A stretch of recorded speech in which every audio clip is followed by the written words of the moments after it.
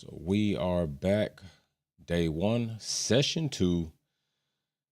Boards have changed, drivers have changed, and expectations are still formed up. There's really no reason to panic at this point in time. There's still a lot of things that are going on here.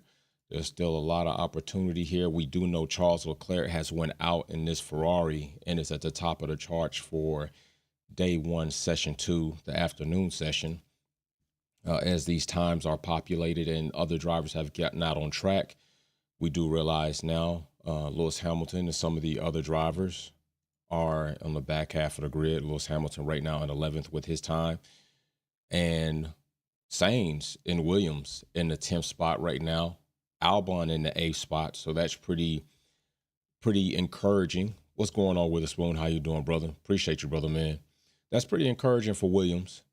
We had talked about Sainz to begin with, going to pretty much what they would consider a midfield team, but definitely a midfield team that has been improving their program with James Viles, now having two solid drivers. Appreciate all the love in the live chat, man. It is so very well received and appreciated.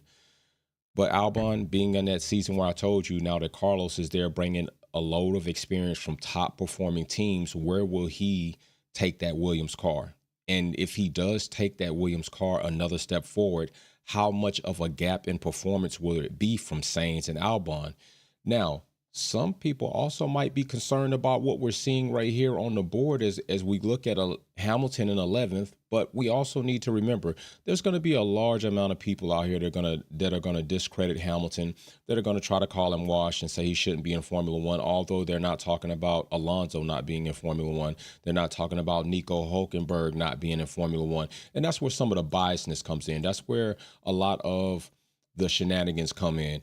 Lewis Hamilton's with a new team, new design of a car, and let's not also forget new design pretty much of 90% or more of a car, even for Ferrari themselves. So like I always told you, or like I told you earlier, day one is more like Q1 in qualifying sessions. You can get some things from it, but don't take too much from it. There's a lot that's going to happen in basically the day two sessions and day three sessions of testing, just like a lot happens in Q2 and Q3. A lot can change. And what is nice to also see is we have Norris at least in third, all right, right now in the sheets. Right now, currently, there's still 45 minutes remaining in testing. Had quite bit of a delay with the power outage that did happen. But also look at Russell. Russell's in second. And we know earlier that Antonelli was leading in the top. So it's quite possible, and I don't want to talk too certainly on it, but it is quite possible that Mercedes may have corrected some things that will allow them to come out a bit stronger this season. And that is something to look for. Verstappen right now in fourth, and Liam Lawson. Now there's some talk about Red Bull not have gone in too deep in their car. I think that Red Bull still feel very confident in their car to perform to a degree. But like I told you all before, when we look at the back half of Max Verstappen's season last season, if the car that they have last season is pretty much the car they're going to go into this season, that's not a championship driving season for them. And it might possibly not be a constructor championship season for them. So I don't know the changes that they have made to comparison, which we're going to look at the 2024 and the 2025 car of pictures of it being out on track, because we know Red Bull can kind of be a little bit stingy with that. But if don't take too much from it right now, but if that is the case, Mercedes looks like they may be improving. We'll need to wait until day three to see for certain.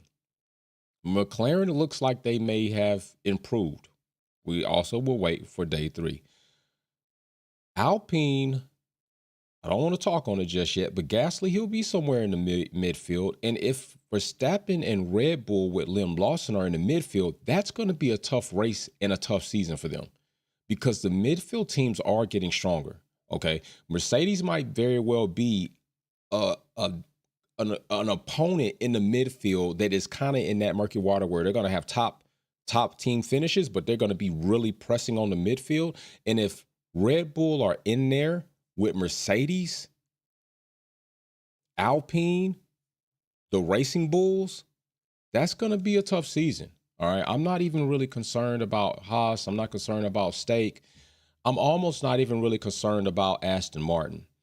The teams that I'm really looking for right now, that I'm kind of really interested in at this point in time, are Williams, Alpine, Mercedes, Ferrari, Red Bull, and even the Racing Bulls and McLaren. All right. Want to see who's going to get the back half of that midfield competitiveness, who's going to be a dog within there. So it's going to get interesting. And this could very well be another season where Lance Stroll is just a second fiddle to Alonso. I do honestly think, I don't know how long Alonso is going to be at Aston Martin, not Alpine. But if we see Alonso at Aston still underperforming as a team, because I do think Alonso is a phenomenal driver. We've seen his knowledge, his acumen, his ability on track, his mental capacity to analyze things that are happening on track. So it's no doubt that if he has a good car, he should do well. We saw him take 8 podiums while Lance Stroll could muster up 1 podium in that season. And even on the back half of the season when Aston Martin were being overpowered by other teams progressing in upgrades. Big shout out to Yuri Hill, man. Good morning to you, brother. Good morning to you. So Aston right now, my expectation with so many changes and additions to the overall program, I don't hate to say this, but it could be more realistic that Aston Martin, we don't start seeing the fruits of that labor until maybe 2027. Maybe 2027. So that's going to be something that may be interesting for you all to see. And right now, Charles Leclerc has the best lap with a 1:30, and Max Verstappen is off by an entire second. All right, almost 1.5 seconds. So that's a pretty big gap in race pace, overlap. And we all know that Charles Leclerc is like a qualifying king, one lap monster. It's going to be his ability to put it together over the entire race, okay?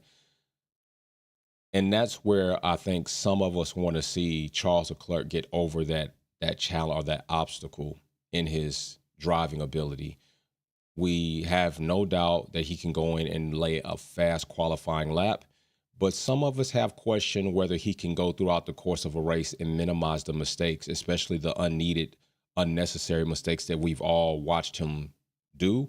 And also, he's another driver that we wonder if he, Lando Norris, can actually stand up appropriately to Max Verstappen when the time comes. We don't really question Russell with that. We've seen Russell stand up to not only Max Verstappen on track, but even off track, to the point where they got into it in the paddock, or actually on the grid. So we've seen this, okay? We've seen them in the pits after a race get into it, and Max Verstappen say some derogatory things toward Russell. Another driver that we wouldn't question with that is Ocon, but Ocon's not going to be in a position at this point in time to really even contest Max Verstappen. Another driver who we had thought maybe if going to another team would do something like that would be Liam Lawson. We saw him stand firm in his position regardless of what driver it was. I think he raced hard but fair, even with Perez. Perez and him got into it. I don't know where he's going to be with Max Verstappen being in the same team. We know Red Bull typically like to have teammates that are going to be doormats for Max Verstappen. Max Verstappen has never had a teammate that's been a champion, and that is something that we can go into. Antonelli is also another driver where I'm looking to see any of the rookies, where will they stand up when they come against Max Verstappen, another driver. And it's not like I want to see them just against Max Verstappen, because I don't like to see drivers only have that certain type of energy toward one person. I want to see you do that with everybody. I want to see your elbows out with everybody, much like Ocon is. It's going to be any and everybody when he's racing. That's just how it is. Okay, but let's not be fooled here. We've seen several times drivers just open up the door for Max Verstappen and let him go, but when they get next to Lewis Hamilton, they look at like this is my moment for glory, and they race unnecessarily hard and sometimes unfair, and it's crazy, and really not even sometimes unfair. Just they race him harder, and they just open the door for Max Verstappen, and maybe you go say like, well, Max Verstappen's not a notch on their belt, but racing and trying to compare myself against Lewis Hamilton is still shenanigans. Okay, so I want to see which one of these rookies. We know Piastri will do it. We've seen Piastri stand up to Max Verstappen on track and on radio. Remember when Max pretty much ran him? He was like, "Yo, that's top notch driving from that one." So Pia's proven himself that he's going to race hard regardless. So now it's about seeing Hadjar, it's about seeing Doohan, it's about seeing Berman. Um, it's also about seeing Bortoleto, Antonelli. Where will these rookies be on track? And see how that's going to go. A lot of sparks coming up there from the Mercedes. Russell in second is nice. I want to see what he's going to end up doing, trying to conclude the session 2 here in day 1. Gasly is definitely Sainz in 6 in a Williams is nice as well. All right. And to see the William cars in the top 10 right now is pretty good. If Williams, it is going to be an unbelievable accomplishment for Williams if they can finish 65 to 70%, 65% of the season in the top 10 is awesome. I don't care if it's 10 and 8, 10 and 9, 10 and 7 every now and then. That's an unbelievable accomplishment within the time that James Vowles has been there to this point. And that would be a celebration for Williams. Okay, so I'm looking to see if that's something that they can make happen. I'm going to try to see if I want to see Russell on this next lap, what he's going to muster up and do, what he can kind of put together as far as with the Mercedes. But the Mercedes right now, Russell said himself he's feeling pretty good about the Mercedes.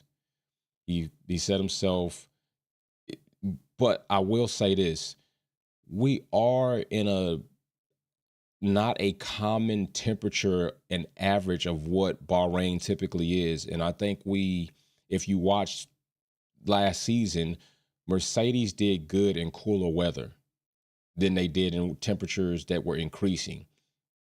So what I would say is I would need to see this Mercedes perform in hot temperatures, because that was one of their downfalls. That was one of their challenges of getting that car to perform well in higher temperature climates. This is not average for Bahrain at this point in time. It would be a lot warmer. And now that it's cooler, we see the Mercedes typically doing what it did last season in cooler climates, performing well. We could very well see them go into Australia in warm temperature and fall flat on their face. But if not, then maybe we will see that Mercedes has gotten over that problem or that challenge. So that's definitely something. Lawson right now in 8th, Verstappen in 4th. I do wonder when Lawson in the season start, is he going to be an upgrade over Perez? Now, if Lawson comes in this first season, performs about the level of Perez, I think some people will claim to be disappointed, but I also would say I think that's unfair because he is truly a rookie, right? I understand he got in, got out, got in, but this is really truly his rookie season, full-time in the seat. And I still would grant him a little leniency or room to grow. And as he's going to have to be in that seat, track in and track out through the entire season.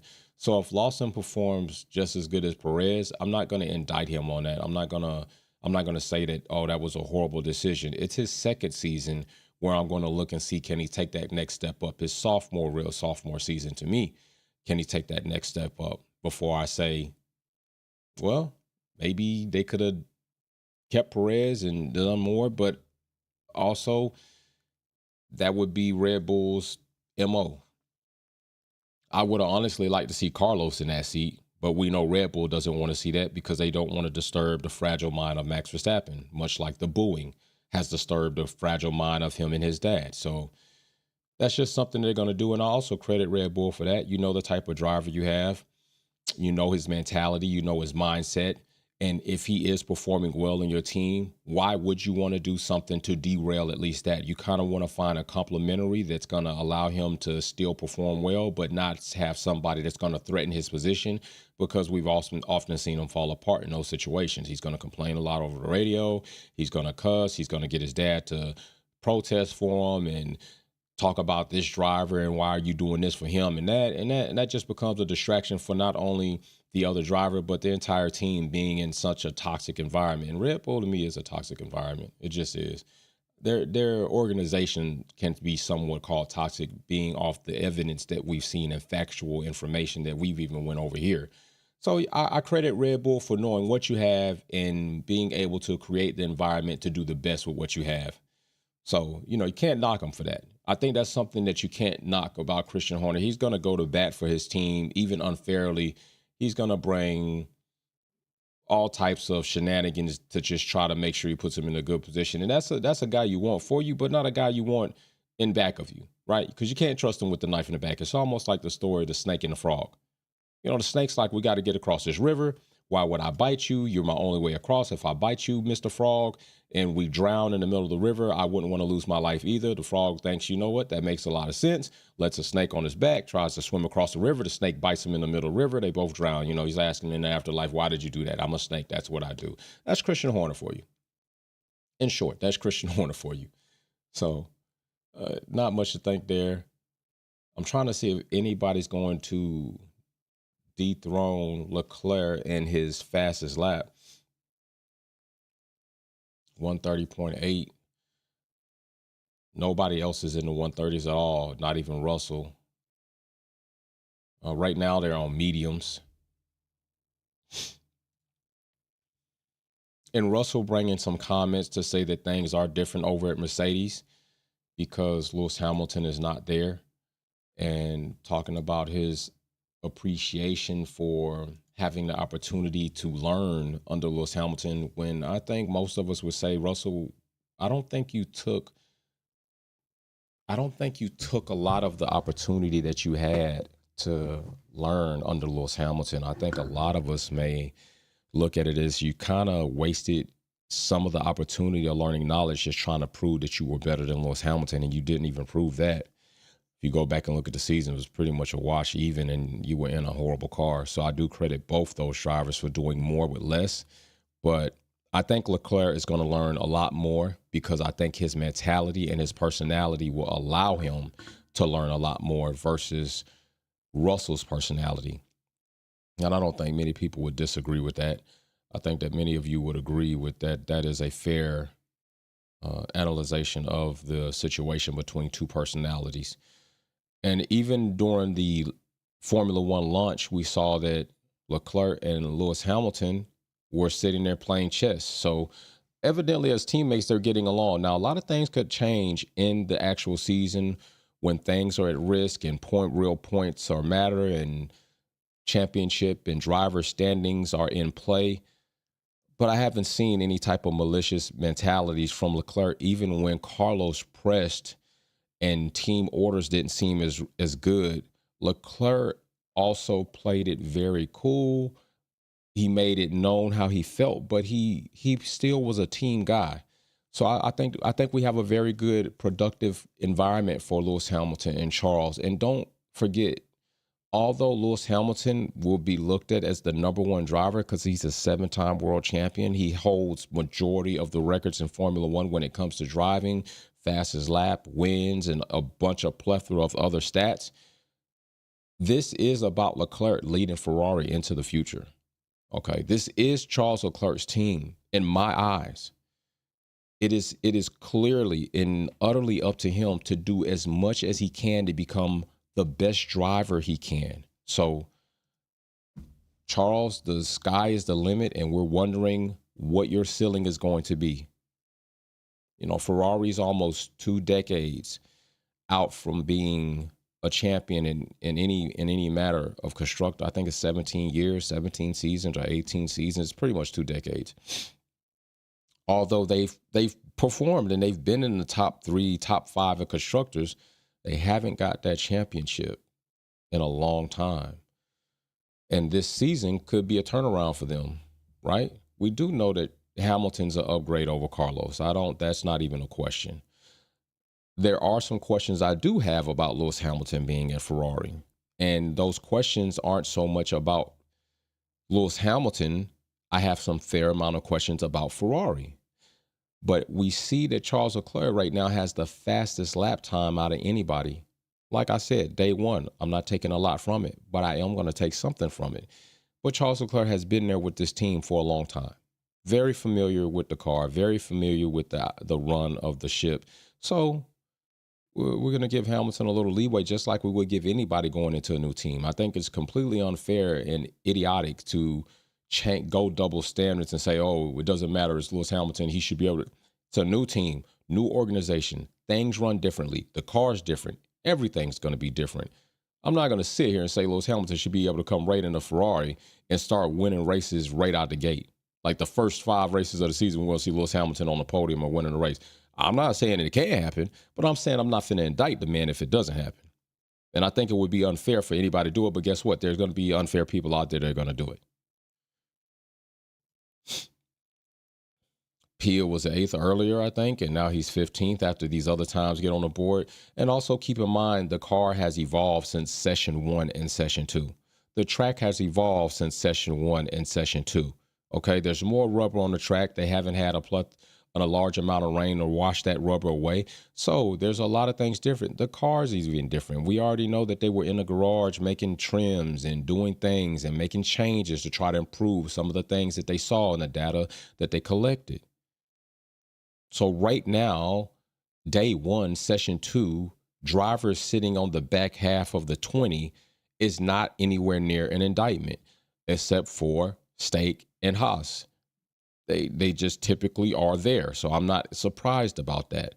What I will be surprised is if those teams are elevated come into the day 3 part of testing. And I'll be excited about it, honestly. I'll be excited to see that because that means that we have an overall strong teams throughout the grid, and that will leave us with awesome racing week in and week out. So I definitely would like to see them improve, but I'm not expecting much for them to improve. We've got a lot of drivers going in the pits right now. Gasly, Antonelli, Lawson.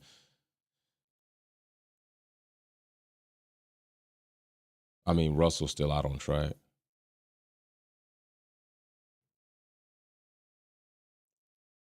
So yeah, this is awesome. This is definitely awesome. I definitely appreciate the testing. So we'll see how this goes as time is going by. The rain might start coming down, but I hope you all are enjoying testing. I'm enjoying it as well. I'm gonna probably sit back and watch more of this in the bed, and there's going to be a lot more. They've put a lot more team time on the clock, so I don't know what the weather's going to do for us as far as watching and seeing how much of the extra time they've put on the clock will turn out to be. But I'm looking forward to see who's going to be at the top of the running boards. Right now, Charles Leclerc is holding it down. It's looking like Lando could do something. If we look at right now his times and what he's doing, Lando Norris is trying to put together a good lap. So I'm interested to see what's going to happen right here with Lando. Right now, 2 faster times in the sectors than Leclerc. So we're going to see what happens with Lando when he finishes this out, because this is looking like a pretty good lap from Lando. This is looking like a solid lap. This lap right here might challenge. It does. And it does challenge Russell. It does challenge Leclerc's fastest lap. It does challenge him by almost 4/10. Lando and McLaren takes the fastest lap right there. That's nice. There we go. And there were some claims that they had half a second faster. So, hey, kudos to the team. Kudos to the team right there. Real cool. So it's nice to see Lando do that as I get ready to finish up here. So I hope you all enjoy the rest of testing. I think, who was that spun out earlier? Was that Hajar that spun out earlier? I think it might have been Hajar spun out earlier. I don't think it was Yuki, but one of the Racing Bulls spun out. But this is interesting. Lando Norris laying that out. I'm telling you, like I said, day 2, day 3 is where I'm really going to start putting the chips on certain things and certain teams. Right now, day 1, even session 1, session 2, is good to see these times, but don't take a lot from it. All right. So enjoy the rest of the testing. They put some more time on the clock as they did have a power outage. So you all should get to see a bit more than garages being gloomy and dark and LEDs lighting it up. And we will be back tomorrow for day 2, session 1 or session 2. I'll let you know depending on how I feel. All right. Thanks for joining Wolfpack Performance for day 1, session 2 testing. Enjoy your day. Be safe. Be well. Peace and love.